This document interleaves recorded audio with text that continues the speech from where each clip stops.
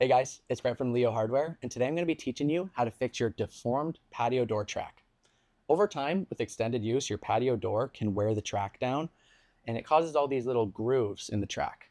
This makes it difficult to operate your door and can also cause excess damage to the rollers and bearings. All this means is you're going to be spending more money more frequently to keep your door in working order. Fortunately for us, this repair is pretty easy. All we're going to need to get started: a stainless steel patio door track cap, a quick cure epoxy and some shop towels, masking tape, rubbing alcohol, a silicone, a sharp utility knife, measuring tape and a pencil, safety glasses, a grinder, a mallet, sprayway all-purpose dry lubricant, and you may also need a pry bar and a multi-tip screwdriver or a drill to remove your patio doors. Now that we've got everything, we're good to go. Let's get right into the repair. When removing patio doors, most systems follow the same process. There's a fixed panel and an operating panel.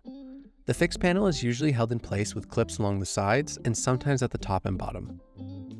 Once the clips are removed, you can lift the panel up and out off the track. Some patio door systems are designed to come out inward, but this one is meant to be removed outward. In this case, things got tricky because a second set of doors had been installed directly in front of the originals, blocking the normal removal. I had to take them out from the inside instead, which required a lot of force with a pry bar. We left this in the video to show real-world examples you might run into with patio doors.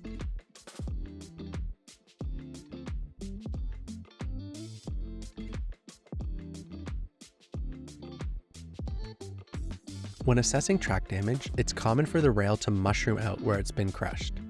Use a grinder to smooth out the wide spots until the track is uniform again. I also like to lightly run the grinder over the grooves to help the epoxy bond better. Now is also a good time to measure your track and note it down.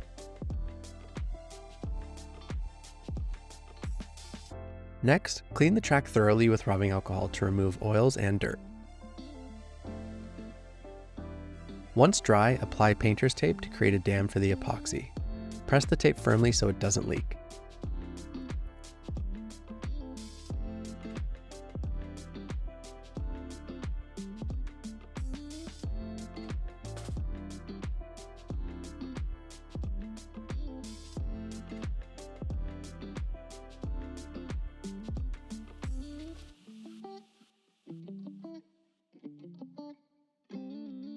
Mix your two-part epoxy and fill the dam.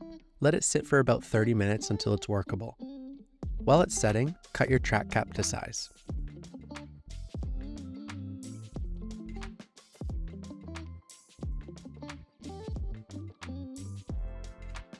When the epoxy is starting to firm up but is still pliable, remove the tape. Use the utility knife to cut along the edge as you peel it away.